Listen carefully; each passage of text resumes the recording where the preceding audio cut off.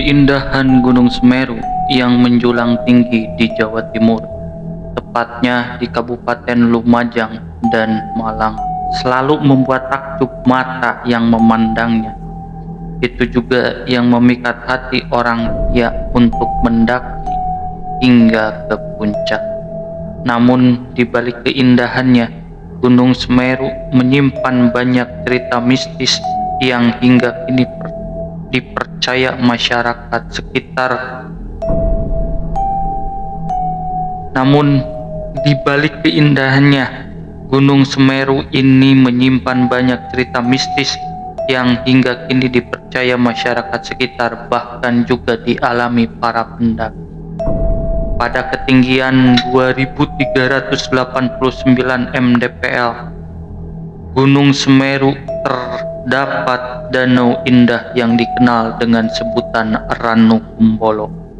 Di danau ini konon dihuni sosok dewi cantik berkebaya kuning yang dipercaya sebagai penjaga danau. Menurut cerita rakyat, awal mula Ranu Kumbolo berawal dari kisah sepasang suami istri hidup di kawasan tersebut. Sang istri kala itu sedang mengandung. Ia sangat ingin memakan ikan. Suaminya pun pergi ke sungai. Setelah beberapa saat memancing, dia mendapatkan ikan mas yang cukup besar. Ajaibnya, ikan mas tersebut dapat berbicara. "Tuan, aku ini ikan ajaib, maukah kau merawatku?" kata sang ikan. Sang suami pun menyanggupinya. Dia disembunyikan di dalam gentong air. Ketika sang suami pergi ke pasar, istrinya pergi ke dapur untuk mengambil air minum. Saat sang istri membuka gentong itu, dia menemukan ikan mas tersebut. Karena lapar, ia langsung memasak ikan mas itu dan memakannya dengan lahap. Enak sekali ikan ini," sahut sang istri. Saat sang suami kembali, dia terkejut karena ikannya tinggal kepala dan tulangnya di atas piring. Seketika dia marah besar pada istrinya dan akhirnya menceritakan semua yang dialaminya bersama sang ikan. Sang istri pun sangat menyesal dan berkali-kali mohon ampun. Pada malam harinya, sang suami bertemu dengan ikan mas itu dan mengatakan anaknya akan lahir tetapi memiliki sisik di tubuhnya. Mimpi itu pun menjadi kenyataan. Istrinya melahirkan bayi laki-laki yang penuh sisik di tubuhnya. Mereka memberi nama Kumbolo. Ayah ibunya sedih karena Kumbolo sering dihina dan dikucilkan teman-temannya. Suatu malam, ibu Kumbolo bermimpi bertemu dengan ikan mas. "Anakmu Kumbolo suruh pergi ke puncak Gunung Semeru. Carilah mutiara pelangi untuk menghilangkan sisik di tubuhnya." Akhirnya Kumbolo pergi ke puncak Gunung Semeru. Dengan susah payah ia mendapatkan mutiara pelangi. Di perjalanan pulang, mutiara tersebut jatuh ke tanah membentuk cerukan dan mengeluarkan air sehingga membentuk ranu atau danau.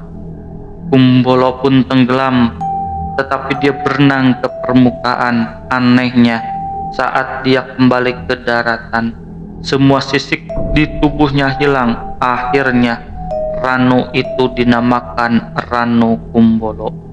Meski hanya dongeng, namun cerita dan mitos ini masih terus dikaitkan dengan keberadaan danau Ranu Kumbolo karena dilimpahi dengan ikan mas.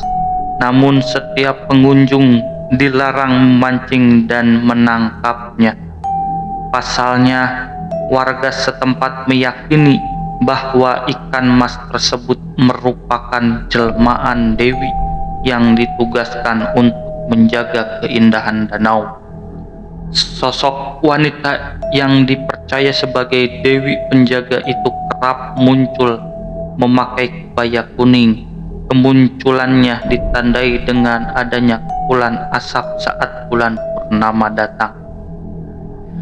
Dibawa Dewa Brahmana dan Dewa Wisnu dari India. Dalam kitab Jawa kuno yang disebut Tantu Pagelaran atau Tangtu Panggelaran berbahasa Kawi yang berasal dari masa Majapahit sekitar abad ke-15. Kitab ini berkisah tentang mitos asal mula Pulau Jawa dan keberadaan Gunung Semeru. Dalam kitab ini dikisahkan Batara Guru atau Dewa Siwa memerintahkan Dewa Brahmana dan Wisnu untuk mengisi Pulau Jawa dengan manusia. Karena Pulau Jawa saat itu masih mengambang di lautan luas, terombang-ambing dan senantiasa berguncang, para dewa memutuskan untuk memakukan Pulau Jawa dengan cara memindahkan Gunung Mahameru di India ke atas Pulau Jawa. Dewa Wisnu menjelma menjadi seekor kura-kura raksasa menggendong gunung itu di punggungnya, sementara Dewa Brahmana menjelma menjadi ular naga raksasa yang membelitkan tubuhnya pada gunung dan badan kura-kura sehingga gunung itu dapat diangkut dengan aman. Dewa-dewa tersebut meletakkan gunung itu di atas bagian pertama pulau yang mereka temui, yaitu di bagian barat Pulau Jawa. Tetapi berat gunung itu mengakibatkan ujung pulau bagian timur terangkat ke atas. Kemudian mereka memindahkannya ke bagian timur Pulau Jawa. Ketika Gunung Meru dibawa ke timur, serpihan gunung yang tercecer menciptakan jajaran pegunungan di Pulau Jawa yang memanjang dari barat ke timur. Akan tetapi ketika puncak Meru dipindahkan ke timur, Pulau Jawa masih tetap miring, sehingga para dewa memutuskan untuk memotong sebagian dari gunung itu dan menempatkannya di bagian barat laut. Penggalan ini membentuk Gunung Pawitra yang sekarang dikenal dengan nama Gunung Pananggungan. Dan bagian utama dari Gunung Meru, tempat bersemayam Dewa Siwa, sekarang dikenal dengan nama Gunung Semeru. Pada saat Sang Hyang Siwa datang ke Pulau Jawa, dilihatnya banyak pohon jawawut, sehingga pulau tersebut dinamakan Jawa. Wisnu kemudian menjadi raja yang pertama yang berkuasa di Pulau Jawa dengan nama Andiawan. Ia mengatur pemerintahan, masyarakat, dan agama. Bapaknya Gunung Agung Bali. Gunung Semeru dipercaya sebagai masyarakat Hindu dari Bali sebagai bapa dari Gunung Agung. Gunung Agung setinggi 3142 mdpl merupakan gunung tertinggi di Pulau Bali. Mereka kerap melakukan upacara sesaji kepada dewa-dewa yang diyakini bersemayam di Gunung Semeru.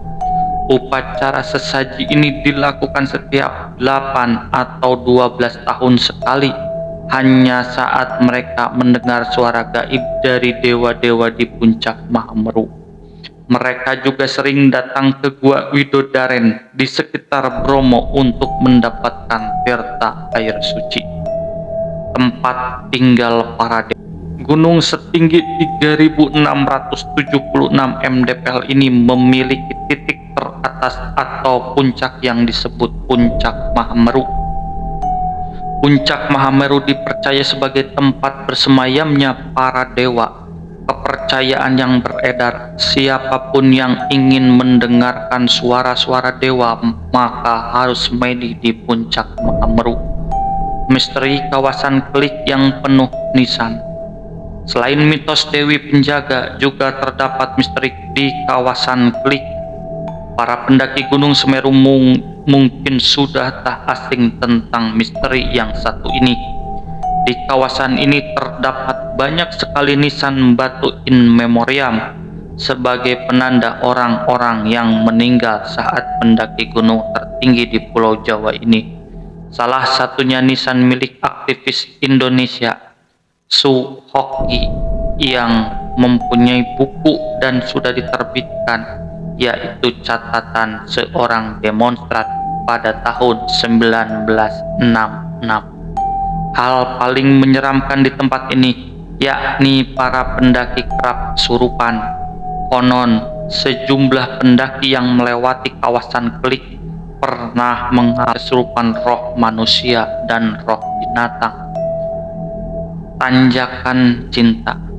Tanjakan cinta di area Ranukumbolo menjadi titik paling diincar oleh para pendaki karena keindahannya.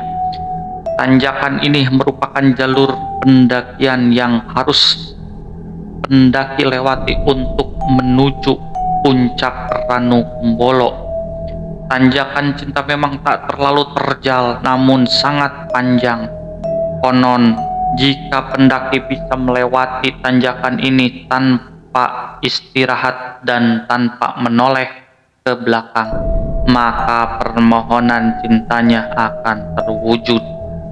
Dua arca di kawasan Arcopodo. Kawasan Arcopodo sering digunakan para pendaki sebagai tempat istirahat karena memiliki dataran cukup luas. Arcopodo berarti dua arca atau dua penjaga. Disitulah konon terdapat dua patung gaib yang dipercaya sosok sang prajurit kerajaan Majapahit. Konon patung itu hanya bisa dilihat oleh orang-orang yang memiliki mata batin.